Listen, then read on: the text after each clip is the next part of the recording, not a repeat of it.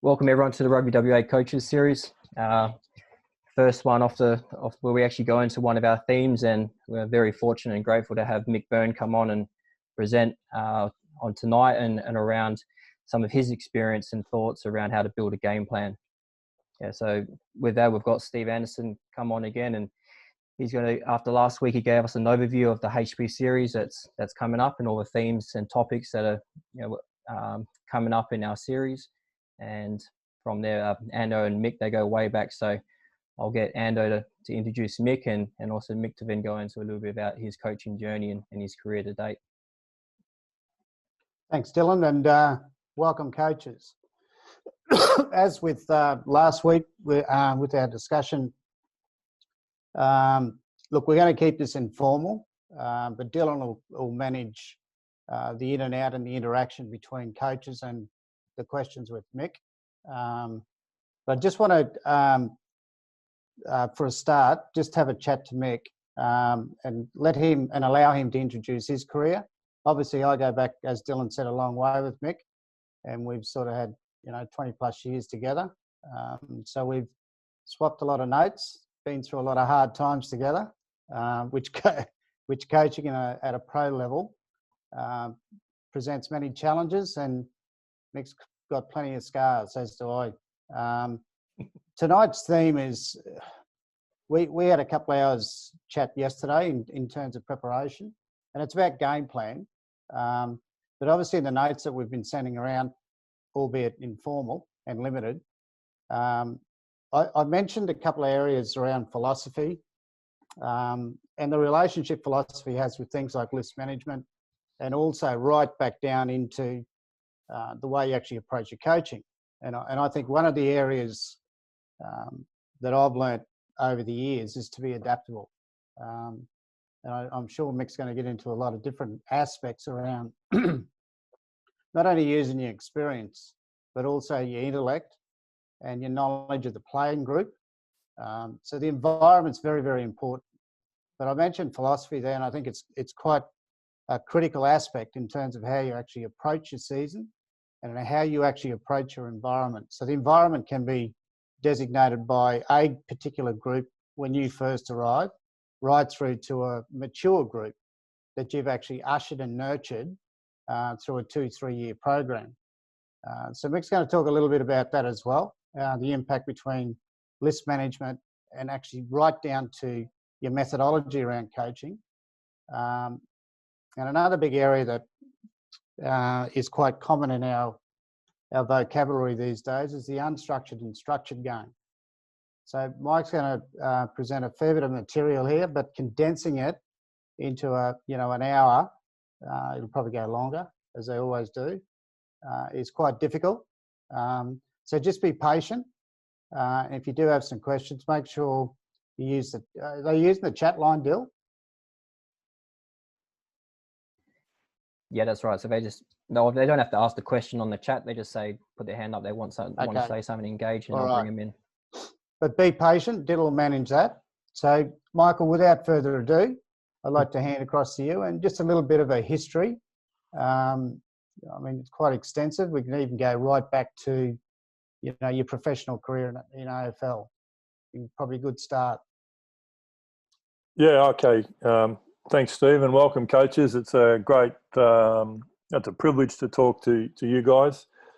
I know that the fact that you're on the line tonight is testament to your commitment to your craft. So, well done, and I look forward to your questions as we go through the night. I think, Ando, just I'll try and be as brief as I can. Obviously, as an old fella, there's a bit of history there. So, but I grew up in Sydney playing rugby and rugby league. I started playing when I was 6, and I switched over to Australian rules when I was 16. I played rugby league and Australian rules in my last 2 years at school. And I switched over to Aussie rules and played a couple of years, and then started playing professionally down in Melbourne. I played for 15 years. Towards the end of my career, I ended up back in Sydney. And because of my connections in rugby league in the Manly area, I end up doing some work with Manly Rugby League in the late 80s and early 90s. And I was coaching AFL, coached at the Swans, and was coaching the New South Wales state team. And at the same time, I was doing some work inside Manly Rugby League, joined Manly Rugby Union in 1997. We were fortunate enough, I was fortunate enough to meet Tim Lane then. He was the coach of Manly, and he liked my concept around the triple threat, using kicking as a way of breaking down defences, and he seemed to think that was the future of the game in rugby. So we brought that in at Manly in '97, and we actually scored 4 tries from little kicks in our own half. Won the premiership in '97, and that started me off in rugby. Went over to Scotland. I actually joined the Springboks in 2001 with Tim. Tim became after obviously he brought me into the Wallabies in '98. We did the '98, '99, 2000, 2001. I moved over to the Springboks with him in 2001, and then I moved into Scotland full time in 2002. That's where you and I bumped heads, Zando. Certainly bumped heads. Rough journey, that one. It was a rough journey, but I know I found rum and coke solved a few of those issues, mate. So what I found there was they were really stuck in the old way of coaching rugby, and I guess I learned a lot, and I've got it still to this day. I have the utmost respect for Jim Telfer. What I found with Jim was I had so many arguments with Jim Telfer, it wasn't funny, but every single one of them was to your face, and every single one of them, if he was stabbing you, he was stabbing you in the belly. And to this day, I think I still have utmost respect for him. We never saw eye to eye on a lot of things, but I learned a lot from him. And also understood that, the challenge was going to be not necessarily helping players get better, but helping coaches understand where I was coming from. And I learned a lot in that period of time in Scotland. From there, I went down to New Zealand, and I was fortunate enough to join the All Blacks in 2005, and I had 11 years with them. Ironically, through that period of time, I met John Kerwin. And he asked if I would help him with the Japanese team. That happened because I think his relationship with Graham Henry. Graham coached him at Auckland, and obviously as a legendary All Black, Graham was pretty sympathetic to his needs, and so I joined Japan as an assistant coach in 2009, while maintaining my role with the All Blacks. So I was coaching Japan for the first 6 months of the year, and the All Blacks for the second 6 months of the year. That was a great experience as well. And as fate would have it, when the World Cup draw came out, the All Blacks and Japan were in the same pool. So I had a great experience of coaching against myself in the World Cup. So that was pretty exciting as well. So then from there, I came back in 2016 for personal reasons to Australia and joined the Wallabies, and that was obviously a very interesting time of my life as well. So this year I joined up with the MLR team, the Austin Gilgronis, and set them up and operated my basically as a director of rugby there, just restructuring the team. They'd basically gone broke last year, and a new owner came in, set me in there, and we restructured the team, and we're actually going in good shape when we got beaten. So it's a shame that when we got suspended, we just won our first game in 2 years, so that was pretty good. So, mate, as quick as I can be, that's basically my history. Yeah, as you say, it's a bit varied, but I've lived my old man who's still alive, but he told me when I headed off to Melbourne and I was trying to come home as a homesick kid at 16, 17 when I went to Melbourne. He said, mate, just stay down there and you don't want to die wondering. So I can certainly look him in the eye these days and say, mate, I'm not wondering what it's like to travel the world and coach rugby. So it's been a great experience. Thanks, Mick. That's, as I said, a vast experience. I think working at the international level is it's always a challenge. You mentioned a great person there, Jimmy Telfer, who, ironically, I was at the same time, he mentored, both you and I. And one of the key aspects of Jim was he come at you front on. as you mentioned, it was in the belly, not in the back. Yeah. And as you know, 4 or so years in Scotland certainly tests you and challenges you. Well, mate, of the 15 knives that were in my body, there was only one in my belly. How we survived, I'll never know, but we did. But no, thanks for that snap, Mick. And that's what it is. It's virtually a snap of your career, because we're not going to go into, you know, the detail of your coaching experience or expertise, but certainly everyone understands that, you know, you've had 3 or 4 World Cups. That in itself is of great significance. And the knowledge, as you know, the knowledge in terms of preparing a national side for Test match series, we've been, you know, obviously we've dealt with 6 nations and World Cups, and it's a different animal. It's a different beast. The point I'm trying to make here is there are a lot of fundamental areas and generic areas that are all the same in rugby. It doesn't matter what level you're at. You still have to, as a coach, approach a season.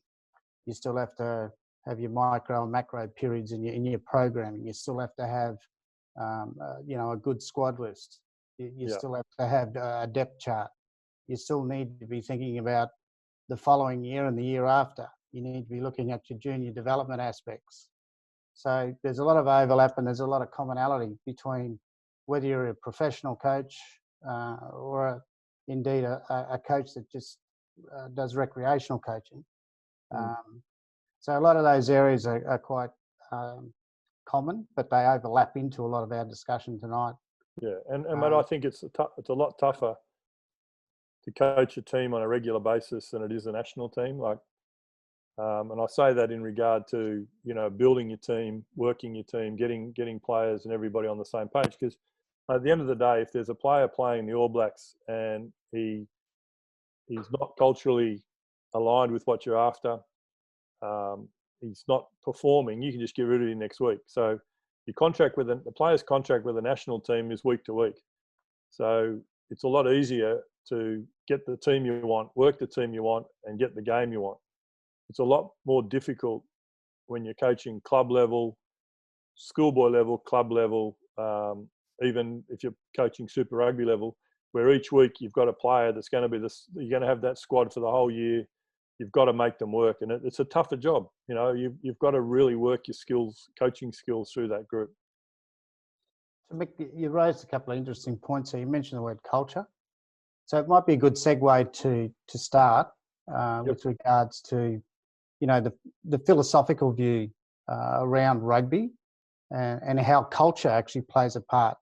So if you'd like to start there before we get into the tin tacks of list management and match plan and game plan, do you want to start there for us, mate? Just talk a little bit about, you know, your opinions, your exposure, I suppose, in terms of the different philosophies that you've encountered, but also the relationship with culture. Yeah, I think it's grown a lot over the years, mate. Like when I started as a player, we did what we were told. You know, like I'm a bit of a lost generation. At school, I got hit when I didn't do what I was supposed to do.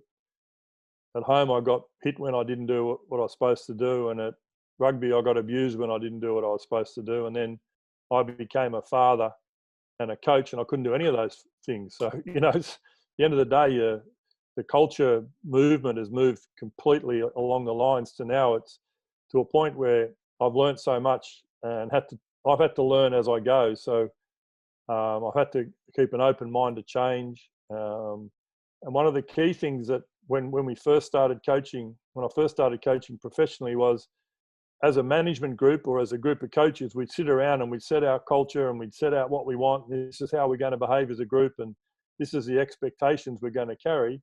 And then we deliver that to the team. And then when players weren't falling in line with that culture, we were saying, oh, these guys are bucking the system, or, you know, they're difficult to work with and difficult to coach. And when I went to, all I can do is say over the course of time, I've seen a lot of variations happen. And I know when we were in New Zealand, we went through about 3 evolutions of culture building. And finally, I believe we nailed it, you know. And when I went to the Austin team this year, it took me 18 hours with this group of players to build our culture. And I still talk to coaches now, and they say, "Oh yeah, well, you know, I spoke to a Super Rugby coach who will remain nameless, and he said that their culture group this year, they sort of presented it to the players. This is what it's going to be part of this team." And so then the players are sitting there and looking at how that works. And really, if you're going to operate a culture properly, it has to come from the group that you're working with. And so we would meet every day. We met for probably an hour and a half to 2 hours over the course of 3 weeks. We met as a group of players, and we had them in separate groups, and we came up with what we wanted to be known as, what we wanted to, words that would reflect who we are.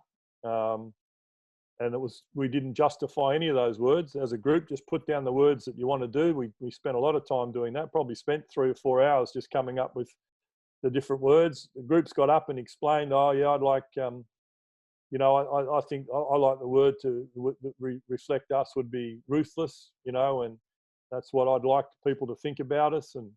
And we didn't justify it there. We just sort of said, "What does that mean?" And that was it. And then once we got that, we just took a vote with the group. We went round and chose our words that would reflect our group.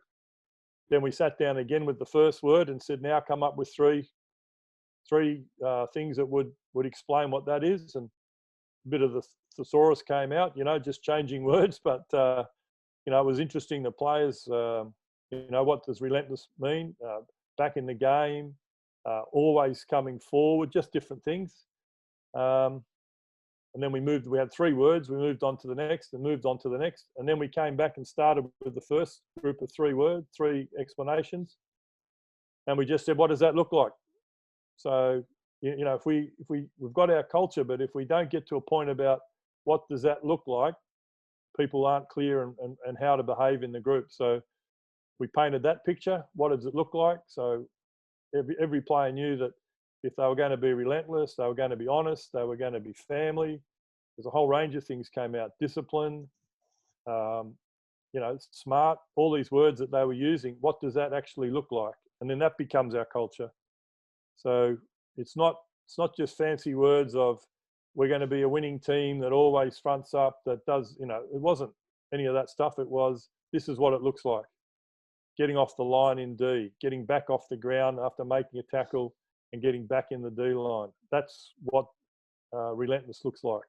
And so that was, for me, that's why I think the culture is driven from the playing group. You facilitate it, you come up with what it is. But the big thing for me is, what does that look like? You're going to have a culture in your environment. Everybody needs to know what that looks like.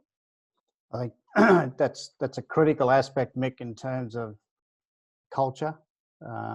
It's another sexy word that's bandied around quite regularly, but it's got to be driven from the group. The individuals in your group create the culture. Yeah.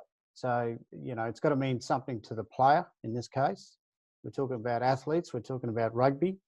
So whatever words come out of a series of workshops, it has to mean something to the players, whether it's by individual or by group.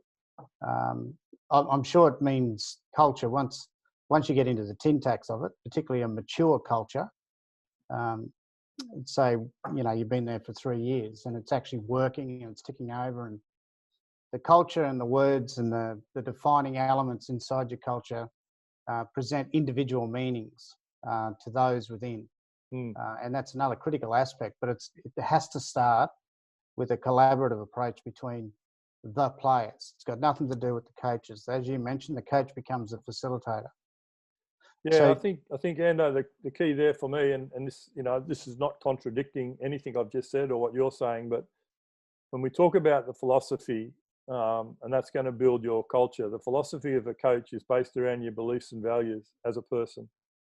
So if you're going to set up a cultural environment in your team, it has to be reflective of your beliefs and values. So in your facilitation, you have to really ensure that, you know, your beliefs and values are reflected in your team, and that's the challenge. You know, it's not putting your beliefs and values into the team; it's facilitating your beliefs and values into your group, so that they understand what your beliefs and values mean to them and how that looks. Because when it comes down to it, it's your team, you're the coach, you're in charge of this group, and you can't be coaching a group that's values and beliefs are not aligned with your own. Correct. It's a challenge. Yeah. There's a balancing act there, but certainly, I mean, the facilitation component. If you go in first year into a particular environment, you are the facilitator, you are the enabler. Yep. Before you become the coach. So once you start to impose, for want of a better word, impose your personality, your belief systems, your values, it's about them first. And then if this is where the impact happens around list management, Mick, and this is where I wanted to get to. Inheriting a playing group. So you've come in, you're new, you've got this cache of ideas, belief systems. You understand, what sort of culture you want inside your environment. You know what success looks like. Yep. So where does the philosophy, culture, etc., impact on your squad list?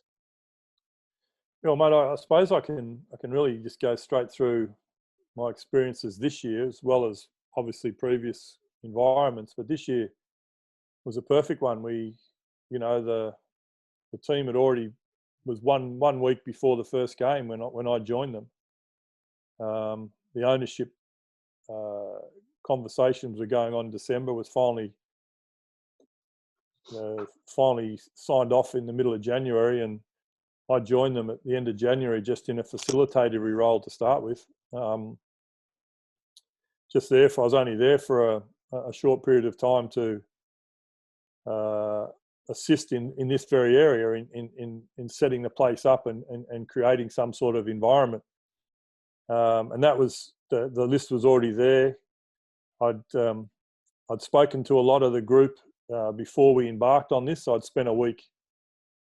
And as you know, mate, when you and I worked in Scotland, I didn't quite get this balance right, but 2 ears, 1 mouth. I learned that, I made that error of not using them in the right proportion in my previous years. But I made sure that I had it right this time, and I spent a good week just listening to where everybody was at. And what I found was a very divisive group. They weren't enjoying themselves at all. There was a group of players that had come back and now were looking me across the table and going, I don't even know why I came back. So we were starting in a poor space. But my philosophy is that I'm a bit old school, I get that, but the old respect and manners still sits really strong in my belief system. And I just want whatever that looks like these days for our team, I just want our team to be respectful, be well-mannered. I don't know what those words are. We'll find out what the group is like, and I want them to enjoy themselves. And so that was where we started from. And there was challenges around that as we went through. As you say, mate, I facilitated every minute of those discussions, and I found out where the group was coming from. Education was a big part. The fact that these guys had never done anything like this before. They'd never taken. There were guys there. There was one guy there that's been an international player, and he'd never done an exercise before where he was part of the building of this. So his thoughts had never been taken into account when it was coming down to what does this team look like? What is this team going to represent? And so it was just that part of it was really asking questions and challenging and asking questions and challenging, but really around my belief system about what I wanted the environment to look like. And also, I've had a lot of experience in good environments. I've been in the All Black environment, and it's it's well documented the difference between 2003, 2004, and 2005 and 6 within the All Black environment. It's well documented. The processes that Graham Henry and Steve Hansen and Wayne Smith took that group through and built that leadership model into what it was to go and win back-to-back World Cups. So I've had that experience of seeing how that the sort of modelling there. But at the same time, that what works there, it's not going to work in this group. So we have to find out what this group means. How do we get this group to find their way of getting all on the same page? And that was, I think, coming in with that is the best way to come in is to find out where they're at. And we can get down into the nitty-gritty of the skills as well, the game sense, the skills. Where are they at? Do the assessment. But right up front, it's the culture. Where's everyone up with their culture as well? What are their beliefs? And if there are players that have really adverse reactions to the beliefs you're putting out there, it's a good opportunity for them to get up and share that with the group, because you know what, they might actually say something the group understands, and they might shift the group depending on how they feel. Or the group might have an opportunity to explain to them, but hang on, no, I see what you're saying, but being part of this group, we can work through that together. And that's some of the conversations that we were having. And without going into too much detail, there was a few tears shed and a fair bit of emotion through a lot of those discussions where players were making themselves vulnerable to the group about feeling uncomfortable about having to live their life like this. And the group got around them and supported them. And what I would say, without overstating it, all the meetings we've had with the players since has been the number one thing they said that made this year so much more enjoyable for them was that culture piece that we got together. Incredibly important, Mick. So, yeah, if you look at those, just moving on a little bit, just looking at the depictions that we've got on the slide, Mick, you know, philosophy, staff model, squad list. Yep. Just, you briefly touched on the players, but I'll get you to do a little bit more on that later, but the staffing model. Yep. So once you, I'm sure you did a scope scan of what was available in terms of who were your sidekicks and what was going on. Yeah. You know, could you take us through that, considering philosophy and culture? Yeah, well, I think when I got there, the coaches, we had two coaches in place. We had the head coach who was the forwards coach, and we had a assistant coach who was doing attack and defence. Andrew Suniula is a Eagles player. He was an international player, and he just started his coaching career. And he was very open-minded to change and an opportunity, but he never had any sort of help or assistance with his coaching. And the big thing for me was we were missing a coach. We were one coach down when I got there, so I filled in some aspects of that. But because I wasn't there, I was there to build this team up and get it going. One of the things I had to do was identify where the staff strengths were and where they were passionate about their coaching. So the head coach was a forwards coach, very good at detail, understood what was required around the line out and the scrum. We had Jamie McIntosh, ex-All Black player who's at the end of his career, who wants to move into coaching. So he came in and I helped him sort of start his coaching career. So he took over the scrum. So I ended up having a head coach, forwards coach. Jamie got involved in coaching the scrum. And Andrew sat down with him on a few occasions and really challenged him around where his passion was. And his passion was defence. As a player, he played in the centre and he prided himself on making his tackles. Especially, he said, you know, he played against the All Blacks in Chicago, and he said he really prided himself on going out there and making sure that All Black midfield didn't come through. He was passionate about that part of the game. And through challenging him and asking him, you know, I gave him the weekend to come back to me. I said, mate, go away and think about exactly where you want to go as a coach and and he came back to me on Monday and he said, I want to be defence. So what I had to do was then I had to go and find an attack coach. And ironically, probably one of the best up-and-coming attack coaches in the world landed on my doorstep in Tamati Ellison, ex-All Black player, just happened to be finishing in Japan, going to coach Wellington in the ITM Cup. He had a window where he wasn't doing anything. I've had a great relationship with Tums. And he came over and he took on our attack role. And he was brilliant. So I ended up with our staff. We had a really good focused staff. We had everybody passionate about the role they were in. And we're able to really focus in on the individual aspects of those roles.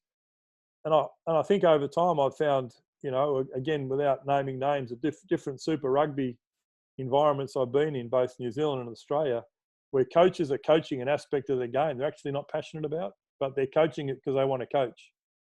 So they've come into a Super Rugby environment and they've said, well, we don't have a defence coach. Will you coach defence? Yeah, I'll do defence. So they come in and they're defence coach, but they're actually not passionate about defence. And you'll see them start there, but then you'll see in 3 years' time, they're actually the attack coach for another environment. And that's where their passion is. So it's really important. And I know it's difficult in club level. I've coached club footy in AFL. Sometimes you got no choice with your assistant coaches. They might you might end up with the two of you are the most passionate guys to work with your team and work on the team, but you're both forwards coaches. So you need to sort of get some assistance there to make sure that you get up to speed with your back side of things. So from a staff modelling perspective, it's really important that you get passionate in the areas that the staff are coaching. And then also, and without going into too greater detail, but at a professional level, it's really important that your staff complement each other. You can't have three soft coaches. You can't have three nightmare coaches. You can't have three hard disciplinarians. You've got to have that balance. And as a head coach, you've got to be able to, and this is where it comes down to your own personal development, you've got to be able to slip through the different processes, whether you're a dictatorial coach, a motivating coach, or a facilitatory coach. You have to be able to slip through those three areas at any given time. If you're delivering something brand new, yes, you have to be an authoritarian coach. As you're processing that into the system, you have to be sort of a motivational coach.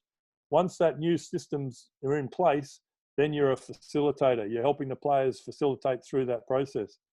You have to be able to be the three styles, I believe, moving forward. So obviously staff modelling is a bit of reflection on yourself. Where are you? Where's your strength? Develop yourself in the other areas, but also add staff that complement you into those other areas as well. Again, Mick, highly important in terms of, setting up your club. And it sort of segues in a little bit from your staff modelling across to, I take you across to the second wheel around, delivery between your coaching staff. Yep. So, the contrast you're giving at the moment is excellent between, at a club level versus, say, international, provincial level. Yep. I'd like you to stay on that theme base if you could, because, and sort of talk about the differences there, particularly around, sometimes, as you just mentioned, you don't get what you want at club level. You have to utilise a coach, sometimes that's not passionate about the particular role he's in, which could cause all sorts of problems, which has happened before. Yes.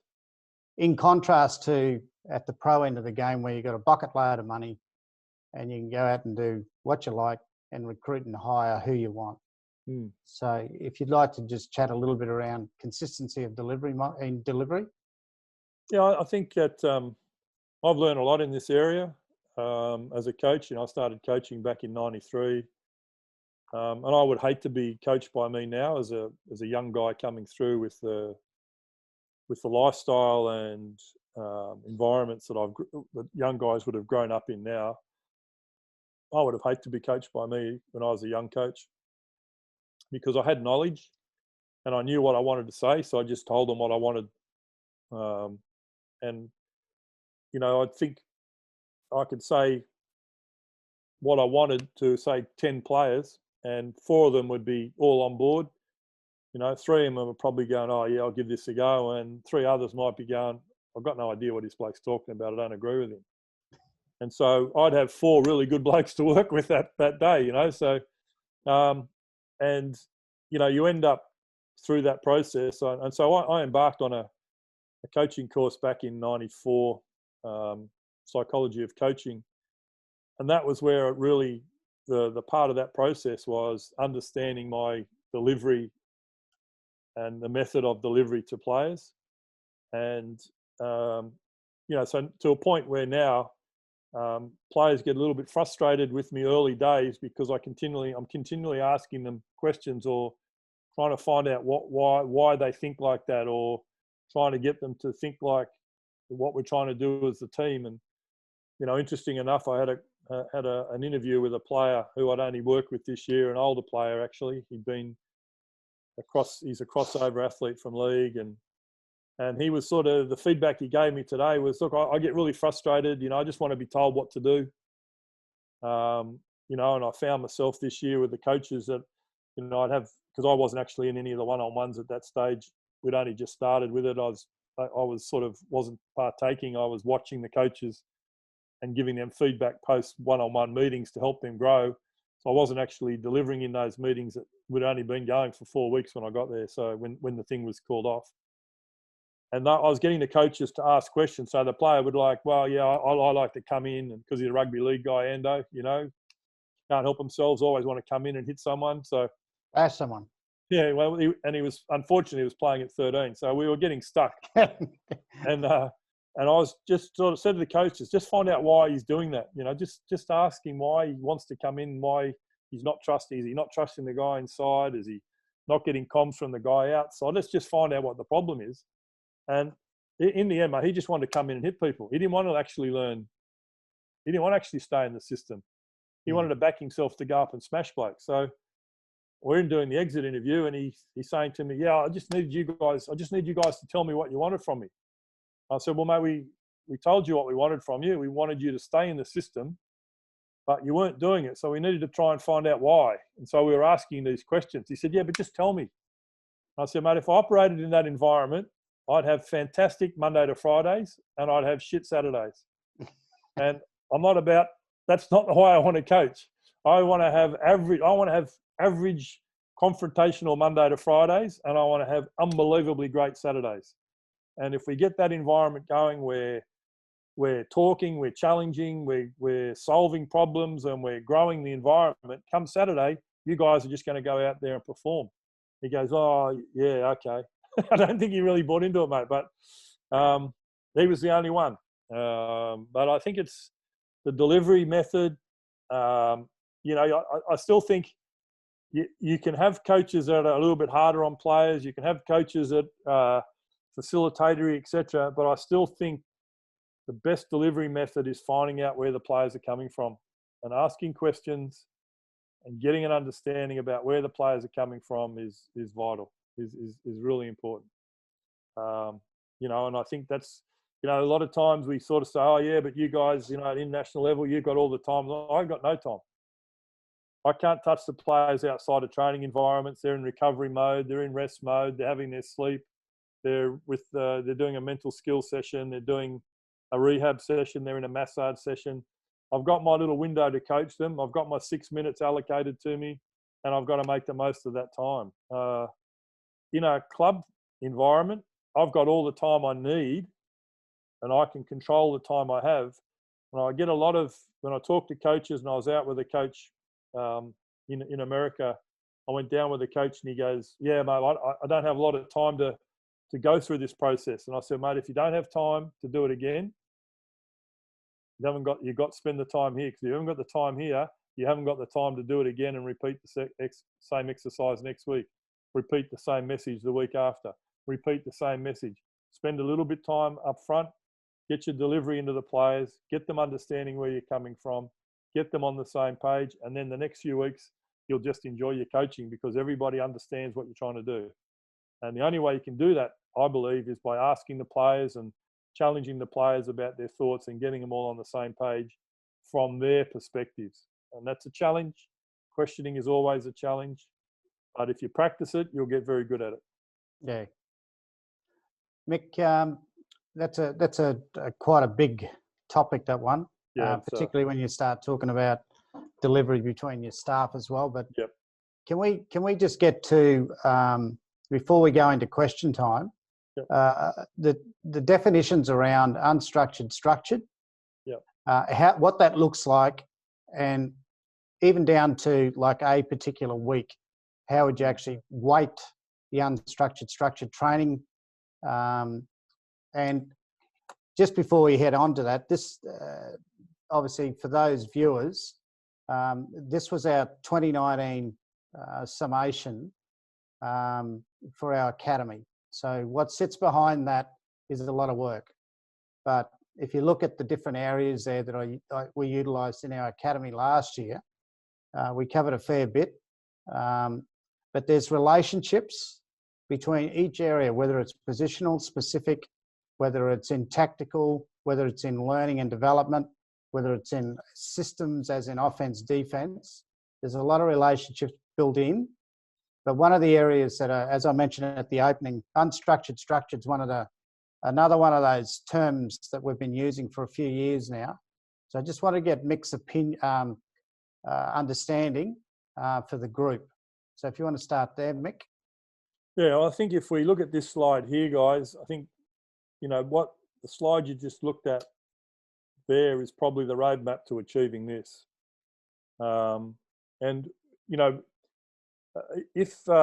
If we talk about unstructured and structured, and if we can sort of, I know it's difficult now that this is up on the screen, but if you can just sort of maybe look away from the screen for a second, just think about what it is that you think structured and unstructured is, because these terms get bandied about quite a lot, and I think it's, the challenge is what does that actually, what is unstructured and structured? What is it?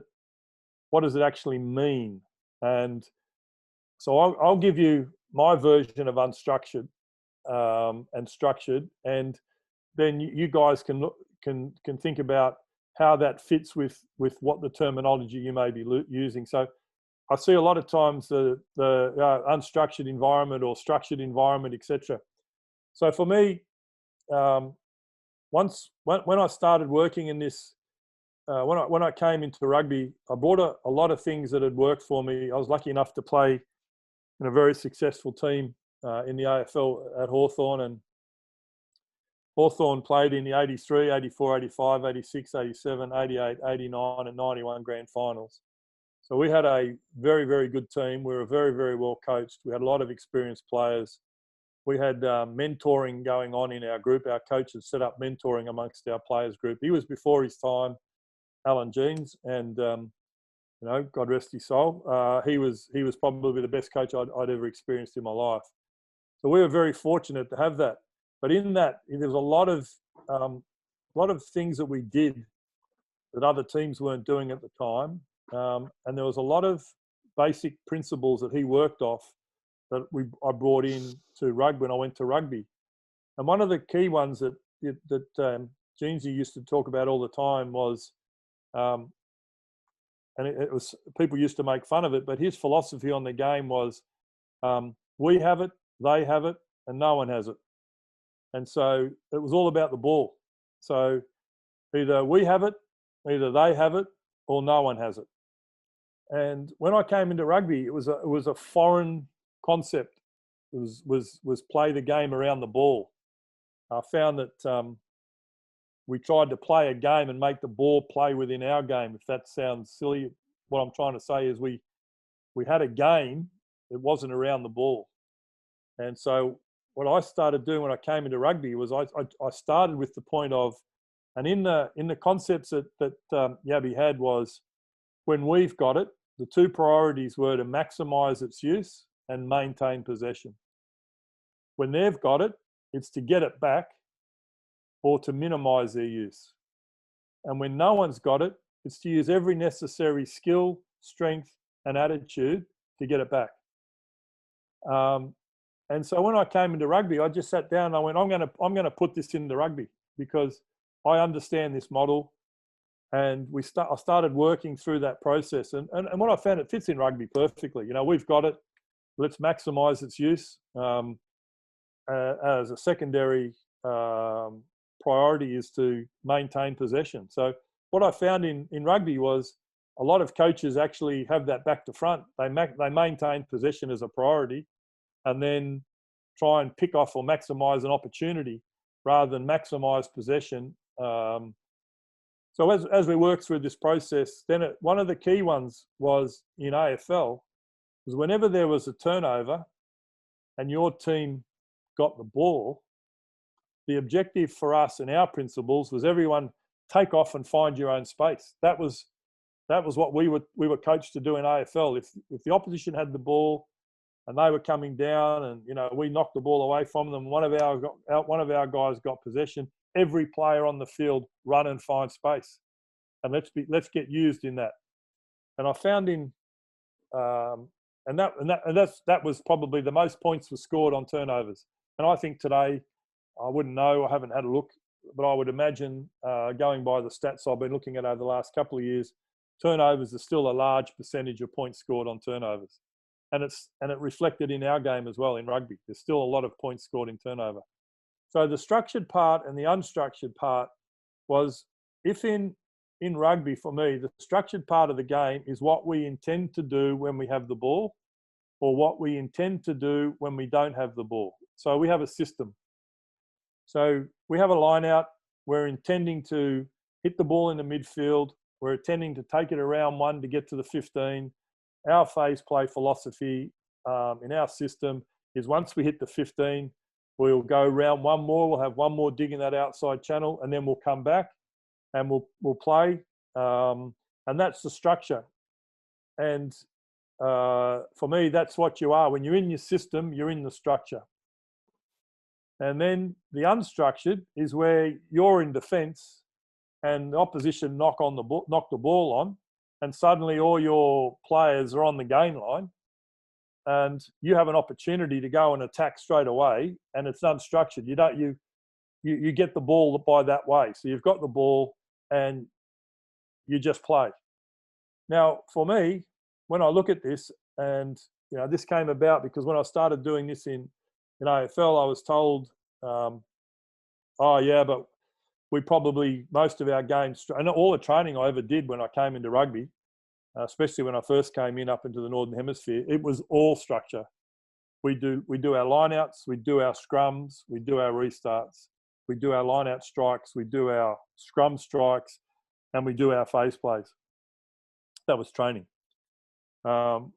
And when I analysed the game and I sat down, I thought, well, maybe rugby's not the same. Maybe this game's different. And we started looking at it. It actually turns out that on average, and I would imagine it's be pretty similar at club footy, because I've gone and watched a lot of club footy, you spend 60% of your time in a structured environment, and you spend 40% of your time in what I'm classifying as the unstructured environment. So you get the ball in unpredictable terms. You get the ball from a turnover. You get the ball from a grubber kick. Your halfback's sweeping across, picks up the ball and takes off. That's an unstructured environment for that moment. Most unstructured environments will survive for about 2 rucks before the defence gets back into their structure. And if you're just going to play willy-nilly up against a structured defence, you're probably going to expose yourself. So you have a couple of opportunities when you get that ball in that unstructured environment. So therefore, you need to have a plan around that, and you need to train for it. And I think that's one of the things that I still feel is not managed as well as it could be in our game. I still feel that some teams are doing it well. Some teams are still not doing it as well as they could. And if I was to share something from the All Black environment around what structure is, the All Blacks were very structured in how they set their phase play up, but they just played wherever the defensive weakness was. So they were in structure a lot of times, but they could play both sides of the ruck. They trained, and we trained them and coached them to pick off the defensive errors. So even though they were in a structure, they played what was in front of them, for want of a better term. What I've found in some environments, we talk about structure, it goes too deep. We actually structure what it is we want our players to do as well. So from an edge, we want them to play through 9 twice. We want 2 plays off 9. We're going to go the same way 3 times, then we'll come back 1, or we'll go around the corner twice and we'll come back 1. And so that's where the confusion around structured and unstructured for me comes in, is where some coaches talk about structure being what they're going to do. So that's prescripted, actually identifying exactly what you want, prescripted rugby, for want of a better word. Yeah. As distinct from structure being set up Yep. on the move, on the run, based on an opportunity. If it's an attack, they're trying to expose defence. No one's thinking about what they have to do apart from what's in front of them. Exactly. And that, we go back to the original model of we've got it. The first thing you want to do is maximise possession. The best way to maximise possession is to attack where they're not. So if you set up a ruck and you look up and you've got a 15 or 20 metre blind and they've only got 3 defenders there and your structure leaves you with 4 players there, they've only got 3, pick them off every time. Yeah. Have the skill sets, obviously, but pick them off every time. If they send a 4th player there, you know that there's only going to be 7 players on the other side of the field because they've got 2 in the ruck and 3 in the backfield. So all of a sudden, you know, you can set up from that. If they put 4 to the blind, you've got 9 against their 7. So you can start really picking them off. If they've got a tight ruck defence, play in through your forwards out the back. If they've got a loose ruck defence, play through your forwards. If they've got a loose midfield defence, play through your forwards there. If they've got a tight ruck and midfield, play through your forwards out the back, commit those defenders, go out the back and play to the width where they're weak. What I think that gets a bit deeper into how to do it. But Yeah. I think also that if you set the structure up, once the defensive team gives you where are they weak, you've got to be able to pick them off. So Mick, just one final question on that before we open it up to the audience. Where would you describe, or how would you describe Australian rugby right now in the context of unstructured, structured rugby? I think we're too biased towards structure. I think our trainings are too modelled towards structure. Where you can have a philosophy of how to play the game in an unstructured environment. It's not just throwing your hands up in the air and say do what you like. That's right. It's a turnover ball. Everyone go laterally, find your own space, and we pick off where the defence is weakest. We have a call. If the defence is weak on the edge, we can get the ball. We might be able to actually pick the ball up and throw it to a really fast fullback out behind the line who just runs to the edge on his own. KB, Curtly Beale does that well. Damien McKenzie's probably the best. Beauden Barrett's probably the best in the world at picking off those edges on turnover, just picking the ball up and sprinting over to an edge on their own. There might be space, 2 out from the ruck, and if all we've got is tight forwards there, they've got to have the skill to find their own space, push it through hands and go through that hole. And you've got to train that. And I don't think there's enough of that focus at the moment. So Mick, we spoke about this at length yesterday. Numbers on back. Are we still in that? I'm talking provincial level, and the Wallabies. Are we still in that mode of the number on the back prescribes where you stand, prescribes your role? We dominate their positional skill training around just the traditional number on the back. Are we still stuck in somewhere in that realm, or have we moved past that?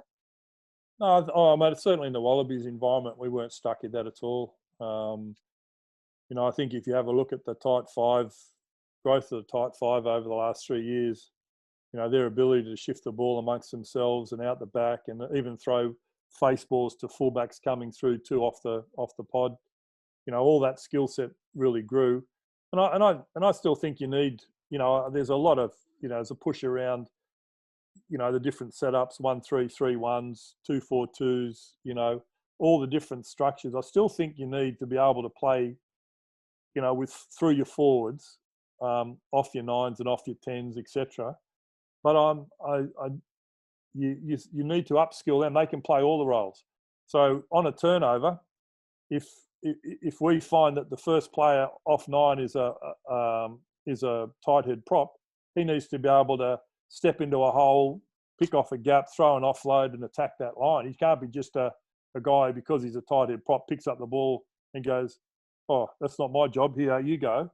I've got to have the skill set to pick off those gaps as well. So upskilling your 15 players So it's the same as the outside channel challenges for wingers. They have to clean out rucks like tight head props. If we get the ball into the edge and we make a little mini line break out on the edge, and the first arriving player is a fullback or a 14 or a 13, they have to clean out that ruck like a 7 or an 8.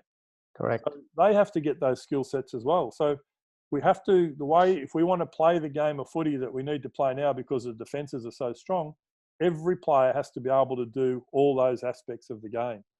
And that's when your unstructured game will come alive. Yes. Off line breaks, off turnovers, off kick retreats, off all those opportunities. We can go from there. Thanks, Mike. Look, I might just hand it back to Dill. Dill, if you'd like to manage some of the questions coming in. I think there's one just popped up now for Mick. Yep. Yeah, so Des, I'll just bring you in. Des, you want to ask your question to Mick in the group? Hey, there you go. Got you. Am I unmuted? Can you guys hear me? Yeah, Sorry. got you, Des. Yeah, hey guys. So thanks, Mick, for that explanation on unstructured and structured. I have a definition, and I don't know if it's right or wrong, and could be doing the wrong thing, but I said, for me, I felt that structured attack meant we had a plan to give us as many opportunities to turn the opposition's defence from a structured plan to unstructured response, and forcing defensive players to make decisions and requiring attacking players to make great decisions in that reactive, unstructured moment or sequence. Would that be a fair summary, or where's the holes in my definition there? Or no, but I think your definitions are yours. I think when we put these definitions up, as long as you understand what those are, when we talk about structured, unstructured, you're pretty close to it. So, from my understanding of my structured, if you've got an attacking function, so if you look at this PowerPoint that's up at the moment. So if we look at attack phase options, we've got our forward and back shapes. We've got our second phase options, so that's our second line setup. So we're out the back and we're playing off a second line. Yeah. So if that's what you're talking about, your structured being, playing that type of game. And then what we want to do is we want to try and pick off the defence and put them into and cause an unstructured defensive position. Yeah.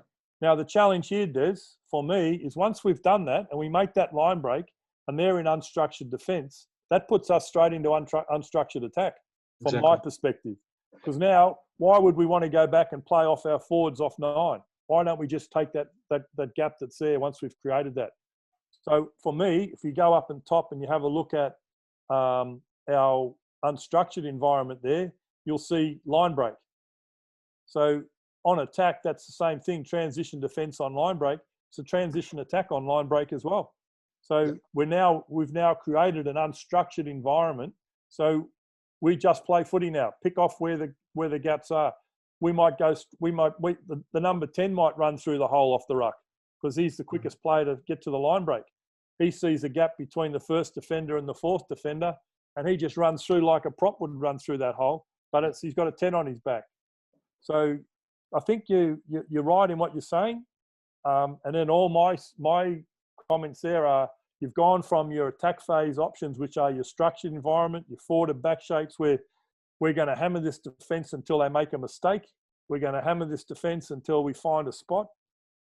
We're going to then, once we make a line break, the defence is unstructured, but then so are we. Because, and what I find in Australia, without being, this is not disrespectful. I've got to remind people, I'm Australian, so I'm not disrespectful about Australia. All I'm saying is a lot of times I hear terms about get to an edge so we can get back into shape.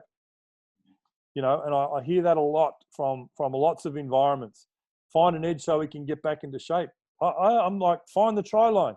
If everyone's out of shape, find the try line. Once they get back into the defensive structure and they're back structured, that's when we've got to find a way to get back into our structured attack so we can pick them off again. Right. Yeah. Yeah, I've. Does that make sense to you, Des? Yeah, totally. I have a bit of a basketball background as well, and one of the key things is not letting the defense set up. So we try and score through turnover or moving the ball as quick as we can. So that same philosophy, I've tried to tie into that as well. So perfect. So you'll understand motion offense. Yeah. So motion offense is what we're talking about here. Yeah, exactly. So, you know, in the old days of basketball, mate, when I played basketball, if I got the rebound, I had to give it to my little bloke so he could dribble it up the court. Yep. You know, whereas once you look at them now, those big blokes, if they're in their own, they'll just take it off down the court themselves. They'll just get it going. They'll throw it to the first bloke that's free. Then they're in motion offense. Once the defense is back there set up on the key, that's when they have to get back into their attacking systems. Yeah. Same philosophy for us, mate. Thanks, mate. Yep. Awesome. All right, I'll bring Ian in, and then Jockey will come in after that. Okay, Ian. How are you, Mick? I hope you're enjoying Noosa. Oh, mate, always enjoy Noosa. That's right. It looks like you've got Hastings Streets behind the window behind you. You might remember we had a cup of coffee about 12 months ago at Mooloolaba. Yes, that's right. Look, my question's about going back to the developing culture. Do you do a context analysis before you develop the culture? So do you sort of have a look at the particular group you might have and sort of see what the advantages and disadvantages might be, or the strengths and weaknesses before you actually start that? Yeah. I'll give you an example. You might have a group that's got quite a lot of, say, Polynesian boys. Yep. And they've got a certain culture about, you know, how they speak to a person of authority and so on. Yep. Do you consider all those things before you start developing how you're going to develop the culture of the team? Yeah, absolutely. That's a good question. I think when I was talking about earlier about the old 2 ears, 1 mouth scenario where I would have normally just gone in and start talking. What I do now is those 2 ears are very important in those first sort of 10 days. So when I was there, that was exactly what I was doing, and finding out about these guys, challenging them around that. You know, the strength about what you talk about in those scenarios and is if you get into that, whatever race it is, it has a different way of showing respect. Some environments show respect by not looking you in the eye. You know, other cultures say, "Look me in the eye when you're talking to me." So it's really important, and I think the beauty about that is if you're with a guy whose culture is, I don't look people in the eye, I don't look people of authority in the eye, because I've grown up to see that that's how I respect people, by not looking in their eye. You can actually, you've got a great strength there. You've got a person who's very culturally sensitive or culturally aware, and you can turn that into the culture that you're looking for. So you can say to someone like that, "Listen, mate, I absolutely respect your culture. We're going to build a culture here that when you talk with all your mates, and me in particular, mate, I might be the boss here. I want you to have the confidence to look me in the eye. And you know, when I see that from you, I know that you're engaged and you're seeing that that's what we are here. I respect that if it's outside of the environment and all that, but in this environment, we can work with that. If it's a challenge to them and they are really uncomfortable moving that way, then you accept that. It's part of the culture. But then you get them to explain that to people. I think it's important. We don't hide away from what people's culture are and where people are. We don't put uncomfortable conversations under the mat. We have them in the open environment. So if a guy is like that, he can get up in front of the group and say, "Listen, guys, this is what I've done all my life. You know, if I'm not looking at people in the eye, whatever it is, this is where I'm at. I understand what we're trying to do here, and you just understand where I'm coming from." And you know, and there was a couple of instances where we had those sort of conversations, you know, without getting into too much detail. But some guys, and that's where we start to shed some tears, because guys get up and realise that, you know, they're really powerfully, culturally motivated, and they want to be part of this group, but they just don't know how to feel part of the group. But yes, mate, you definitely need to be doing that. If you just go in blind and you start delivering stuff, that's where you're going to come unstuck. So, mate, it's a very good point, and you've got to be very culturally aware of, you know, that, but also in context of where people are coming from is very important. Thanks. Or yours, Dylan? You're on mute there, mate.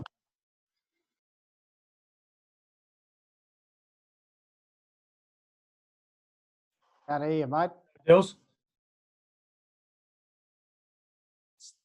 I think he wants me to go. He's on mute. So Okay, go. Good jump in there, Jonathan. Good grab your chance, mate.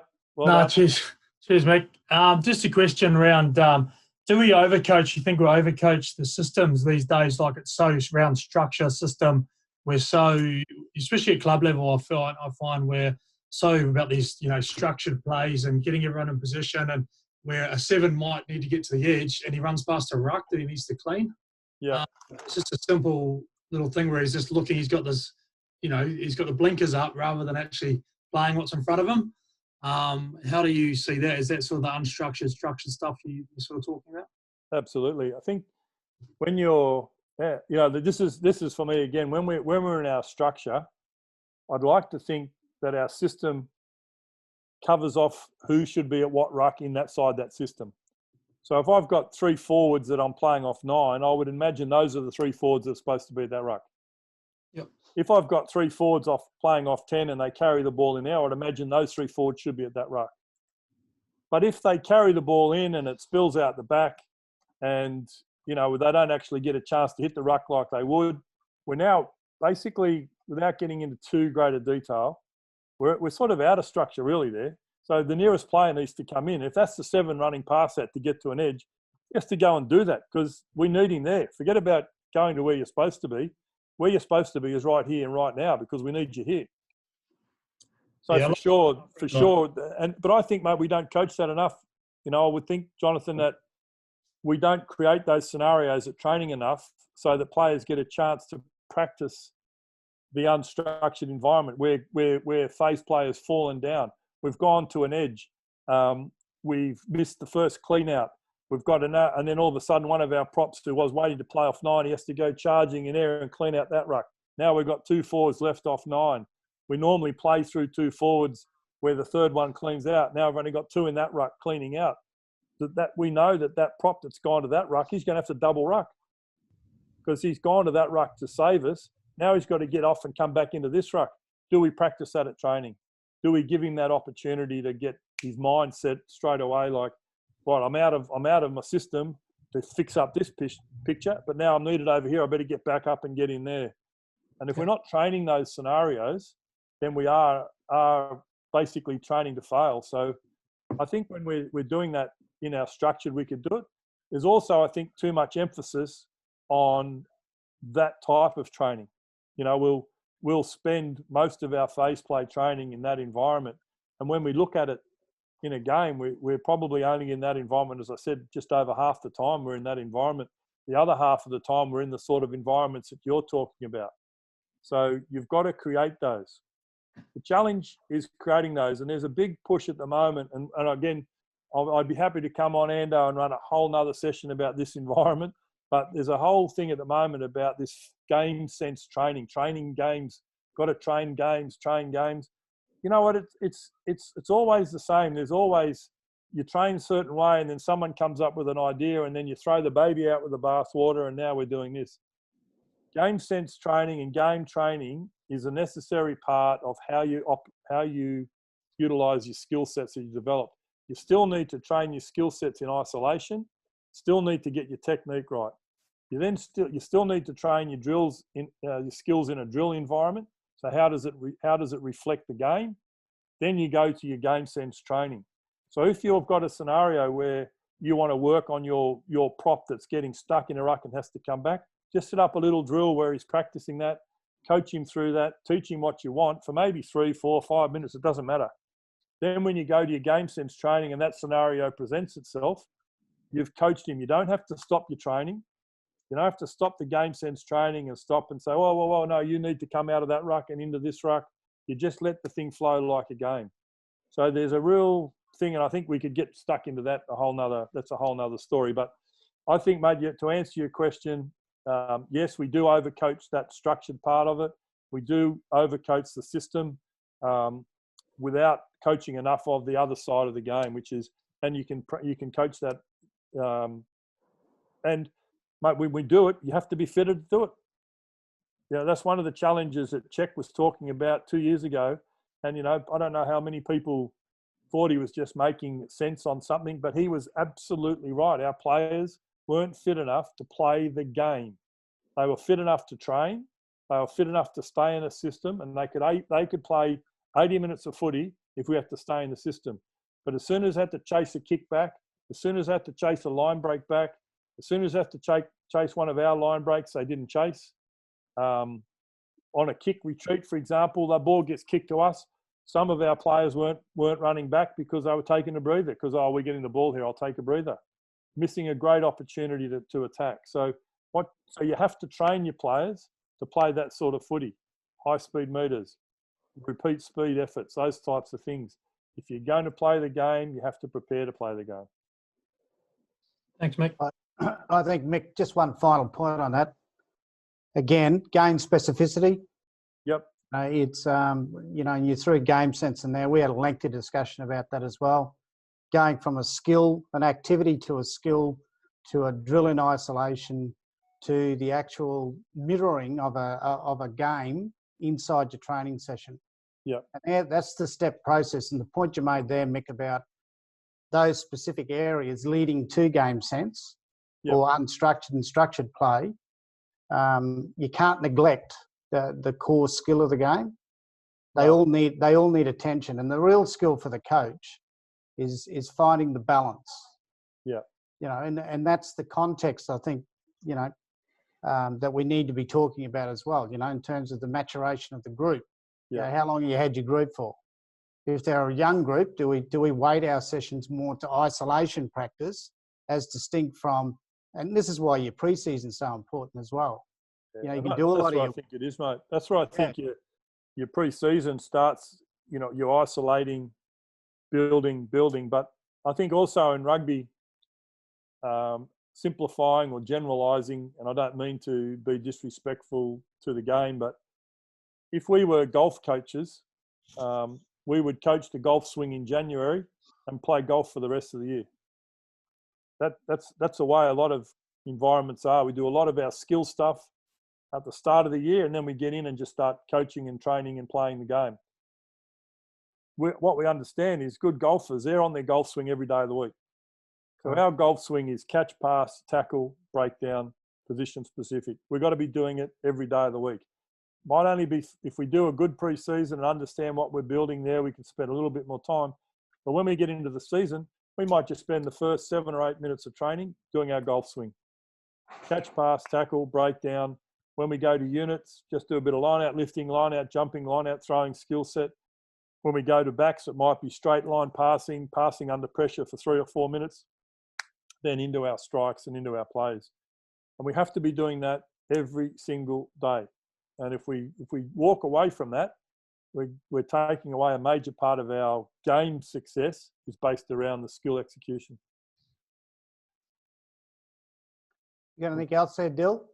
Yeah, so we'll bring Colin in now. Yep. Colin, off you go. Yeah, I'm a big, massive fan of the games, and I think that's a point for me is that around about as coaches just being confident to take that step back and give up some control within the game. I think obviously younger, less experienced coaches want to have that control and don't want to let it get messy. Whereas obviously the game's messy, and obviously come Saturday, come game time, as coaches we've got no control. So I'm a big fan of that. So my question was mainly around about skills, and you can answer most of it with answering Ian's question around about before you went into environments, you would basically find out what the skill set of the players, what the players' culture, behaviours before you start to develop, implement your culture. I'm assuming that's the same with the structure that you would try and implement to play. Absolutely. What is the system? What is the structure you're trying to play? If you're playing through your forwards, what are the skills that they need? Hands catches are number one. Everything's got to be caught in the hands. We've got to work through our skills base there. We've got to get them fundamentally upskill our players in those areas, give them the confidence to play that sort of game. But working through all those skills and getting the skills developed to your game plan is paramount. And that comes back to you as a coach. You know what you want your players to do. You know what you want them to do. You know the outcome you're after. Then just set up the how. Create the hows at training. How are we going to do that? It comes right back to when we started with our culture piece. One of the key things is, as a coach, is what does that look like? And a lot of times when I'm running coaching courses, I'll ask coaches, to give me a description about what they want. What do they want in the tackle? What do they want? What do they want at the breakdown? Low body height. Drive through the ruck. Okay, what does that look like? And they, well, what do you mean? What does it look like? Low body height. Yeah, what does that look like? So where are your feet? Where's your chest? Those types of scenarios. And you've got to create those opportunities at training. And it might only be for 2 or 3 minutes, but just create the scenario. This is what I want. I want your one leg in front of the other, shoulders down underneath, shoulder on the chest of the opposition, drive through. So when you get into those scenarios, like you're saying, it's really important that those skill sets that you have for your players inside your system is really, really important. Does that sort of cover what you're after, or is there something? Yeah, no, definitely. That kind of was the next little bit was round about measuring those skills. Obviously, in the pro game, you potentially a lot more time with the players. Have you used specific assessments to say, like a catch pass drill assessment, to give somebody red, amber, green on their ability and break it down that way? Have you done that over the? Don't start him, Colin. Yes, I have. And interesting enough, as you say, you've got a lot of time. I don't have a lot of time. I actually had a. It was a comparison to the club game. I was thinking. Yeah, no, I had a when I was doing some work at Manly Rugby a few years ago, because ironically Tim Lane comes from Manly. That's how I met him originally. He came back and coached Manly a few years ago, and I went down there and did some work with him.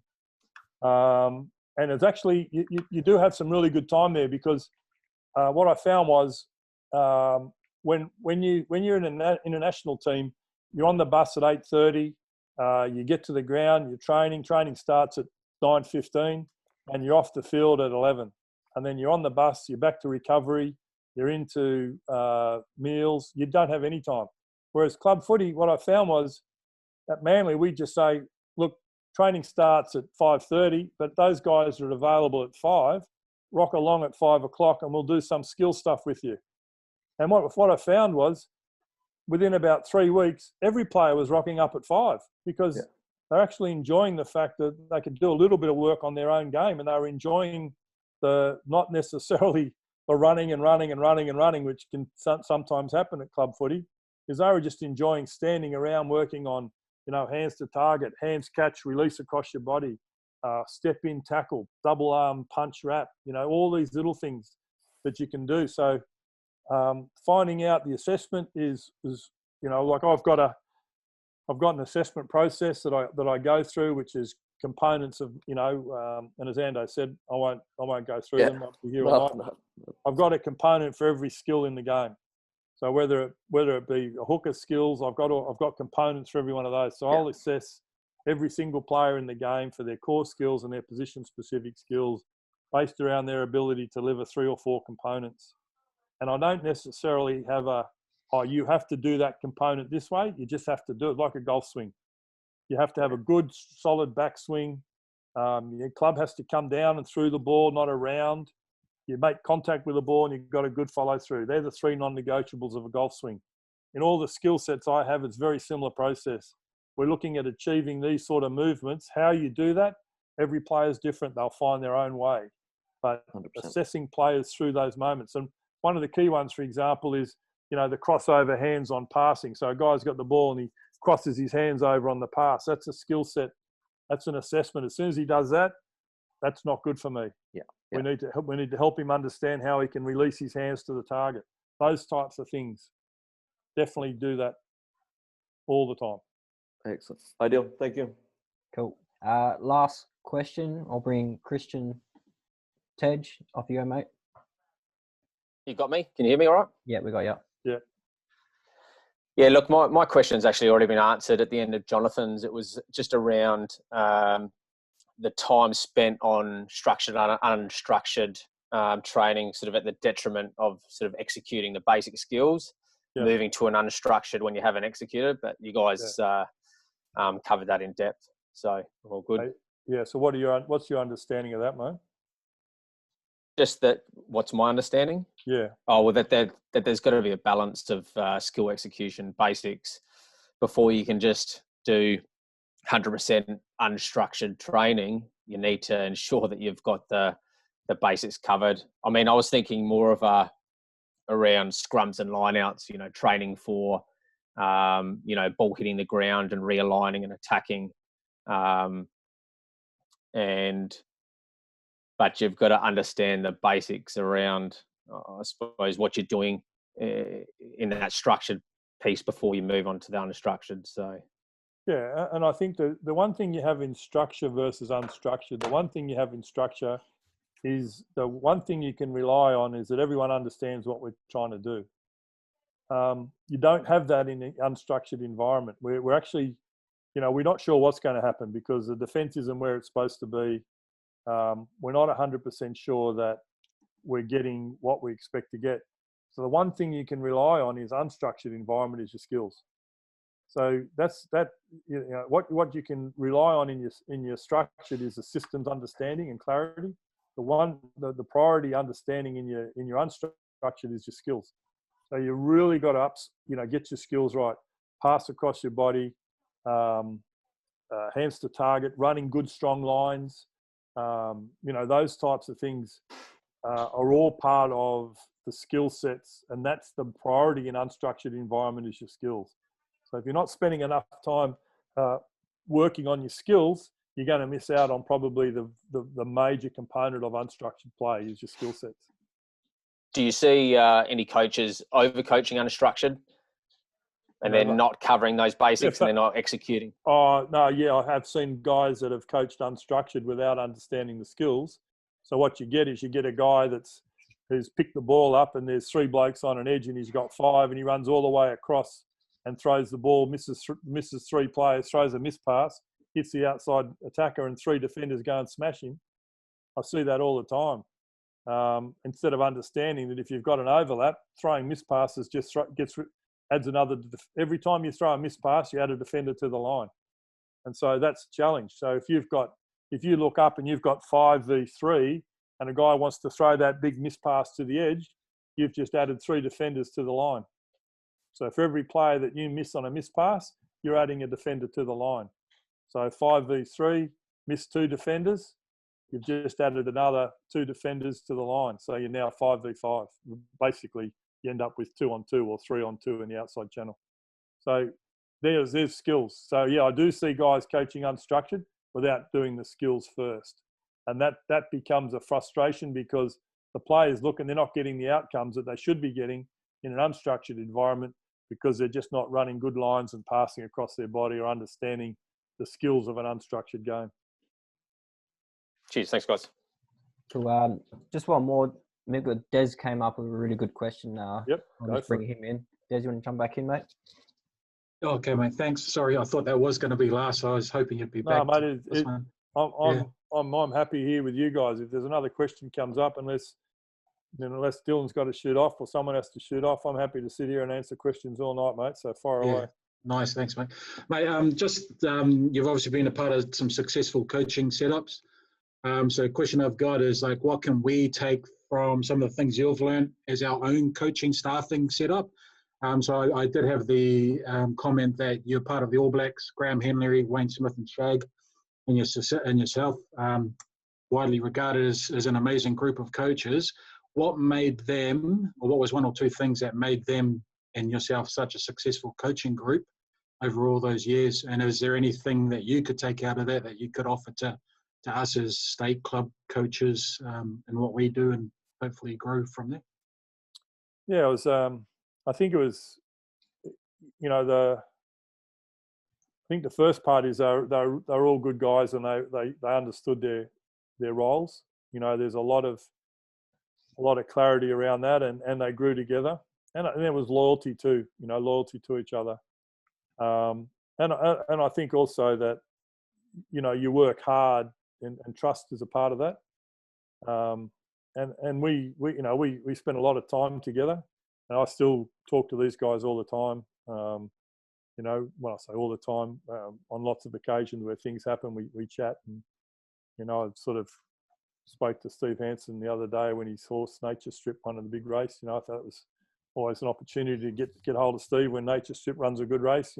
So But they were, I think the thing there was that we met a lot of times. We always understood where we're all coming from. I think one of the challenges, we assume that people understand what we mean, or we assume our assistant coach, or we assume our other guys understanding what we're talking about. So we'll turn up to training with no prep. We'll start training and the other coach doesn't know what we're actually going to do next. So he gets a little bit off put because, you know, you've jumped into his area or something like that. I think that was the key for us. Was we met every night. This is what's expected of us. You guys, this is what you're going to do. I'm going to run this drill. Mick, you're going to keep an eye on this. Steve, you're going to keep an eye on this. Communicating was really strong. And I think just continually, you know, I think stabbing in the belly is a bit harsh because we didn't really stab in the belly, but if something was happening in the group that we weren't happy about there, or someone said something, and, you know, that could be me, you know, because my sort of dark trait is to get sarcastic, you know, if I'm not happy, and, you know, I might throw a bloody a sneaky jibe into someone, you know, and Steve was very good at picking me up on those things. And, you know, so we adopted like a critical friend. And I know in a big group like that, if you want to know what we did, we adopted a critical friend mentality. So, you know, somebody that reads you well and you're aligned with and you're similar to, we'd meet one week, we'd meet every week, just the two of us would go and have a coffee. And we'd say, how are we going? What are you seeing? You know, and he'd say to me, listen here, old son, you might need to relax on this one. You've given him a bit of a spray earlier on. I'm like, oh, no, I wasn't really having a go. He said, well, mate, that's what it sounded like. You might need to go and just clear the air on that one. I think that was what we did. We were just honest with everyone all the way through, and we left nothing unsaid. I think that was the big key. And then 2007, I think, you know, where everyone expected the group to get the sack. You know, we met as a group the Thursday night before the Friday that Graham went in to present. We all met as a group of coaches, and Graham presented his presentation to us as a group, and we played the devil's advocate, and we tried to make it really difficult for him. And as always, your friends always know your weakness, so we're able to wind him up pretty good. But what came out of that for me was the fact that I know that Steve, and I'm pretty sure maybe Wayne, but I know Steve was approached from a couple of quarters maybe to, here's your chance to become the All Blacks head coach. And he was really loyal and he stuck in behind Graham. He said, no, this is our team and this is who we are and we're going to stick together. And I think that was a real sign of the strength of that group, was they were very loyal to each other. So, you know, when I know that you can't always create that in your own groups because there might only be you and the assistant coach you have might be 3 or 4 different people that come in at different times. But I think the important thing is to make sure that every session, that everybody understands what's expected of them for that session and everyone's in the picture about what's going to happen, and especially debriefing after. I think that's really important, and leaving nothing unsaid. I think that for me is probably the biggest thing I learned, was leaving nothing unsaid. You know, don't walk away going, geez, might have been a bit harsh there. Go back and approach the guy, mate, here's what I was trying to say. Yeah, mate, no, it's sweet, I got that, you know. Or he might say, yeah, mate, I was a bit taken back by what you said. And you've cleared the air and move on. I think that's really important. Yeah, wonderful, mate. Thanks for that. Sweet. I think that's everyone. Is anyone last chance to throw up their hand for a question or any type of experience that they've had? No. All good. All good. Ando? All right, guys, thanks very much for your attendance. Mick, once again, very informative, mate. For those that probably don't remember, Mick was over here a couple of years ago with the Coaching Council. Always very willing and able to provide information. There's no secrets, guys. It's just footy. And you can tell by Mick's openness at a lot of different levels that he's coached at. There's no secrets. It's just footy. I think that's one of the barriers that we've got to break down.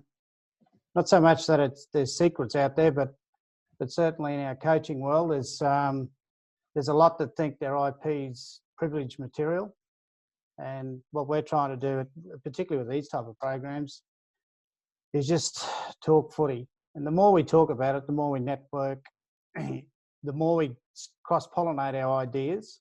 And you can tell from what Mike was saying that there's not a great deal of difference in the approach that Mike takes at the elite level than what there is where we are right now. We do it in a diluted manner, but certainly we're covering the same different elements, and we have to be aware of the same different mentalities in the group. We spoke about culture, you know, how we get culture inside our playing group. It's collaborative. It's about the player. And I think that's one of the key points for me. Mick spoke a lot about the player.